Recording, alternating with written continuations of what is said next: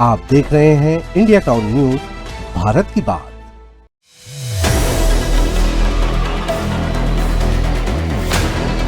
आज फिर से उन्हीं दो बड़े सूदखोरों का एक नया कारनामा सामने में आया है। तो कब से थी ये?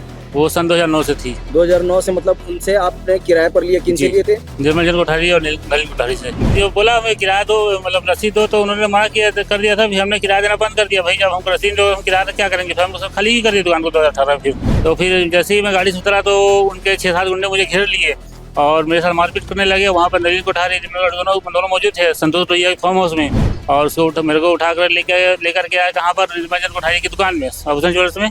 वहाँ उन्होंने मेरे साथ कोरे कागज में 4-5 कागज में साइन कराया। फिर मुझको बंधन बैंक लेके जाकर मेरा खाता खुलवाया, वहाँ पर चेक जारी करवाया, गाड़ी में बैठा लिए, मेरे सामानों सब छीन छान लिए, वो लोग सब कुछ किए, अपनी दुकान में लाए। उसके बाद फिर वहाँ से फिर कहाँ गए, वो कामठी लाइन और रावती मार्केट बीच में एक स्टाम्प दुकान है, राव स्टाम्प पेपर दुकान वाला। अच्छा। तो वहाँ पर फिर लिखा पड़ी तो और क्या करा, फिर साइन कराया मेरे से वहाँ पर भी। जब उन्होंने चेक को बाउंस कराया तो मैंने थाने में आवेदन दिया, सर मैं ये घटना है सर मेरे पहले हो चुका है और ये चेक को उन्होंने बाउंस करवा दिया है, इसमें आप लोग कुछ कार्रवाई नहीं की है। तो वो लोग भी बोले हम क्या कर सकते हैं, अब जो आवेदन में दिया तो उन्होंने से रख लिया और फिर उसको कोई कार्रवाई नहीं बस। तो वहाँ भी कोई कार्रवाई नहीं सर, इन्होंने सबका पैसा देकर सबका मुँह बंद करवा दिया, इन्होंने कहीं कोई कार्रवाई नहीं हुआ मेरे साथ।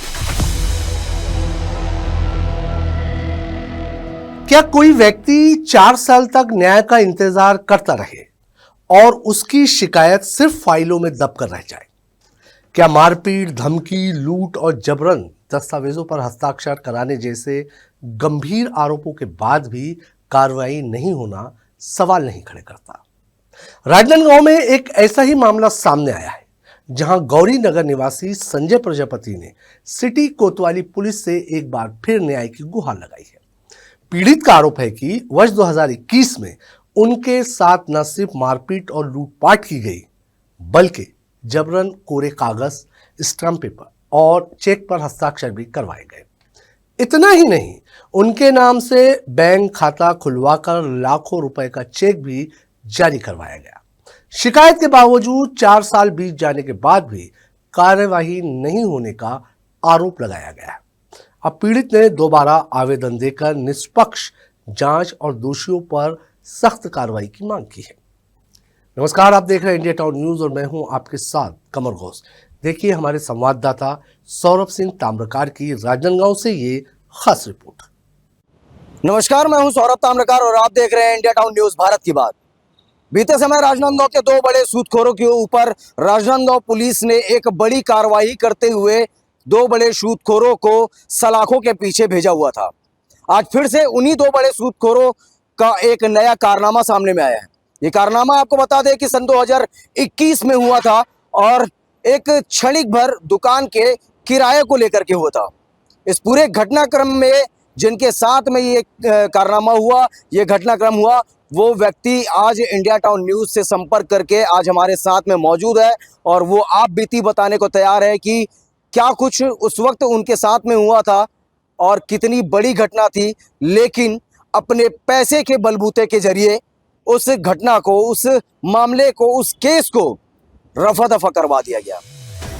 राजनांदगांव के गौरी नगर निवासी संजय प्रजापति की कहानी करीब 1.5 दशक पहले शुरू होती है। वर्ष 2009 में उन्होंने शहर के पुराने SBI बैंक के सामने स्थित 2 दुकानें निर्मल कोठारी और नलिन कोठारी से किराए पर ली थी। दोनों दुकानों का किराया तय हुआ और कई वर्षों तक वो नियमित रूप से किराए भी देते रहे। लेकिन वर्ष 2014 में विवाद तब शुरू हुआ जब संजय प्रजापति ने किराए की रसीद की मांग की। आरोप है कि मकान मालिकों ने रसीद देने से इनकार कर दिया। इसके बाद किराए को लेकर दोनों पक्षों के बीच विवाद बढ़ता गया और मामला धीरे धीरे तनावपूर्ण हो गया। पीड़ित का आरोप है कि 24 जून 2021 को निर्मल कोठारी और नलिन कोठारी ने उन्हें गाड़ी का काम कराने के बहाने रायपुर नाका स्थित एक फार्म हाउस बुलाया। वहां पहुंचते ही उनके साथ मारपीट की गई, गाली गलौज की गई और जान से मारने की धमकी दी गई। संजय का कहना है कि इस दौरान उनका मोबाइल फोन, मोटरसाइकिल, गले की सोने की चैन, हाथ की अंगूठी, पर्स में रखे आधार कार्ड, पैन कार्ड सहित अन्य जरूरी दस्तावेज और लगभग 15 से 16 हजार रुपए नकद भी छीन लिए गए।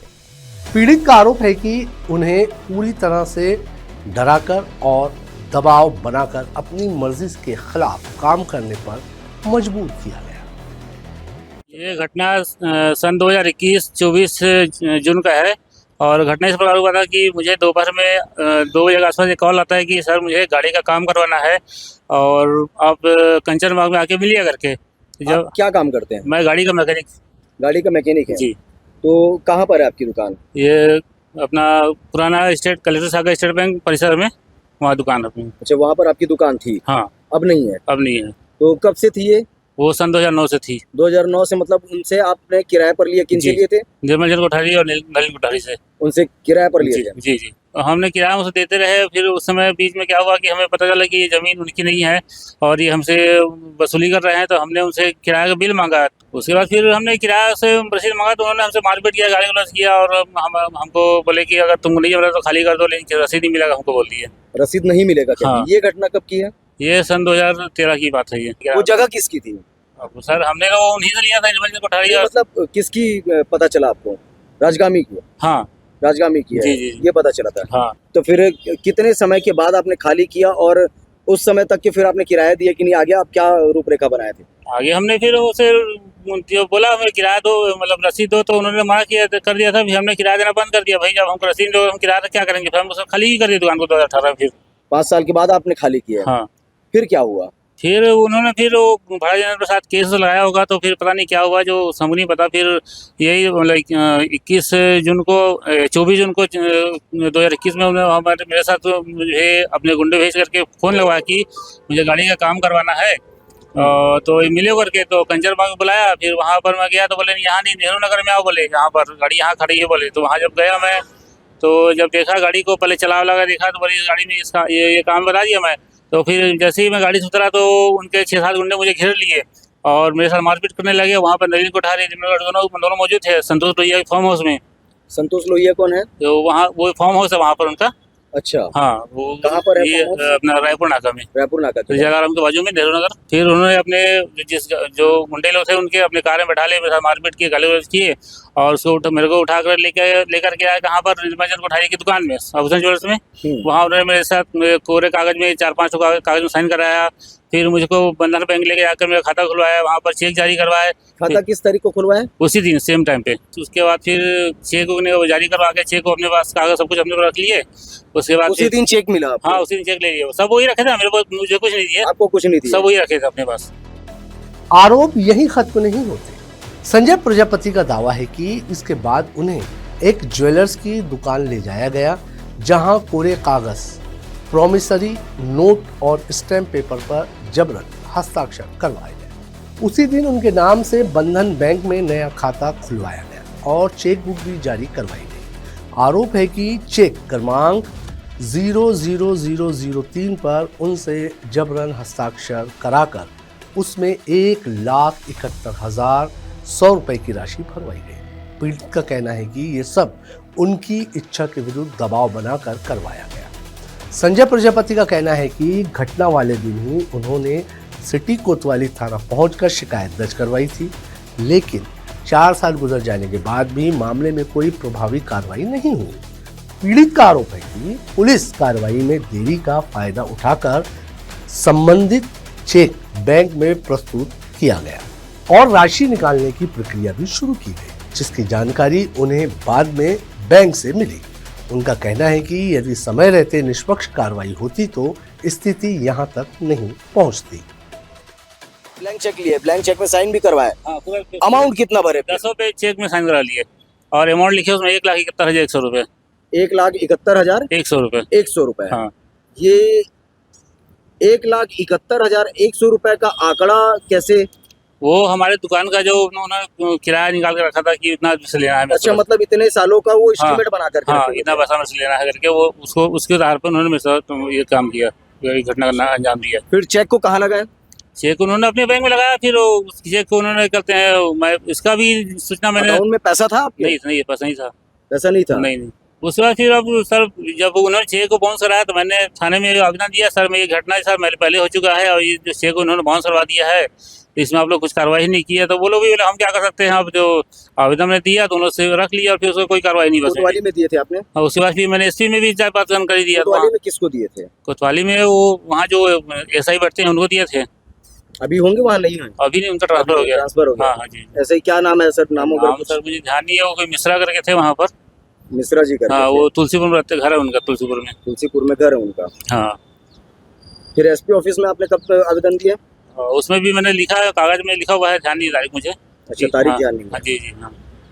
तो वहाँ भी कोई कार्रवाई नहीं सर, इन्होंने सबका पैसा देकर सबका मुंह बंद करवा दिया इन्होंने, कहीं कोई कार्रवाई नहीं हुआ मेरे साथ। मतलब हम जैसे छोटे लोगों का ना, आज क्या स्थिति है इस केस की? स्थिति क्या है, मतलब अब देखो मैंने केस तो लगाया और मैंने, मेरे पास इतना पैसा नहीं था कि केस लड़ सकूं। फिर मैंने कोर्ट में विधिक सेवा सहायता से मैंने वकील कराया, वहाँ से फिर मैंने इस घटना को वहाँ पर दिखाया, बताया सब कुछ। तो आज मैं केस में जीत गया हूँ मैं, मतलब केस खारिज हो गया, वहाँ से खत्म हो गया है। हमारा संपर्क कैसे मिला आपको इस केस के जरिए? आपके वीडियो जो भी पिछला वीडियो तो हमने जो डाला था यूट्यूब में, उससे संपर्क हुआ आपसे। अच्छा, टीवी पर जो चला है उसे आपने हाँ, देखे? जी जी जी। क्या लगा उसमें? आप लोग का काम बहुत अच्छा है, मतलब अच्छे स्तर पे काम कर रहे हैं। उसे देख करके मुझे लगा कि मुझे कुछ उम्मीद मिल सकती है आपसे, इसलिए मैंने आपसे संपर्क किया। मतलब मीडिया से आपको न्याय की गुहार लगाया है? वो समय मैंने दैनिक भास्कर और भी न्यूज़ पेपर से संपर्क किया था, लेकिन उन्होंने किसी ने कोई रिस्पॉन्स नहीं दिया। और एसपी का में भी कागज दिया था, वहाँ भी कोई रिस्पॉन्स नहीं मिला। लेकिन अब मुझे लगा कि अभी ये इतना बड़ा घटना हुआ मेरे साथ और कोई इसका रिपोर्ट नहीं मिला, तो आज आपसे कुछ उम्मीद कर सकता हूँ, ऐसा करके मैंने आपसे संपर्क किया। अपने नए आवेदन में संजय प्रजापति ने स्पष्ट कहा कि उनका निर्मल कोठारी और नलिन कोठारी से किसी भी प्रकार का आर्थिक लेन देन नहीं है। उनका आरोप है कि उन्हें झूठे चेक बाउंस मामले में फंसाने की कोशिश की गई है। अब पीड़ित ने पुलिस प्रशासन से पूरे मामले की निष्पक्ष जांच, सभी दस्तावेजों की फॉरेंसिक जांच कराने और आरोपियों के खिलाफ कानून के अनुसार कार्रवाई करने की मांग की है। फिलहाल पुलिस ने आवेदन प्राप्त कर मामले की जांच की बात कही है। जांच के बाद ही ये स्पष्ट होगा कि आरोपों में कितनी सच्चाई है और आगे क्या कार्रवाई होती है। ये मामला केवल एक व्यक्ति का ही नहीं, बल्कि राजनांदगांव में और राजनांदगांव समेत अनेकों जगह पर सैकड़ों की संख्या में ऐसे लोग आज भी मौजूद हैं, जो लोग राजनांदगांव के दो बड़े सूदखोर निर्मल चंद कोठारी और नलिन कोठारी के इस जालसाजी का शिकार होते हुए आए हैं। सारे लोगों की बातचीत इंडिया टाउन न्यूज़ से जो भी संपर्क करेगा, हम उसकी तस्वीरें, हम उसकी आवाज़ बन करके साथ खड़े होंगे और वो सारी तस्वीरें दिखाएंगे, वो सारे लोगों की तकलीफ़ों को दिखाएंगे, जिस तकलीफ़ से लोग आज गुजर रहे हैं, जिसकी वजह से आज लोगों का जीना दुश्वार हो चुका है। 4 साल पुरानी शिकायत, गंभीर आरोप और अब एक बार फिर न्याय की गुहार। ये मामला केवल एक व्यक्ति की शिकायत भर नहीं, बल्कि ये सवाल भी खड़ा करता है कि यदि किसी पीड़ित को वर्षों तक कार्रवाई का इंतजार करना पड़े तो न्याय व्यवस्था पर उसका भरोसा कैसे कायम रहेगा। फिलहाल आरोप एक पक्ष द्वारा लगाए गए हैं और इनकी पुष्टि पुलिस जांच के बाद ही हो सकेगी। अब सभी की नजर इस बात पर है कि क्या इस बार जांच तेज होगी और पीड़ित को न्याय मिलेगा, या फिर ये मामला भी लंबी कानूनी प्रक्रिया में उलझकर रह जाएगा। आज की हमारी इस खास रिपोर्ट में फिलहाल इतना ही। मुझे दीजिए इजाजत और आप देखते रहिए इंडिया टाउन न्यूज़, भारत की बात। नमस्कार। आप देख रहे हैं इंडिया टाउन न्यूज़, भारत की बात।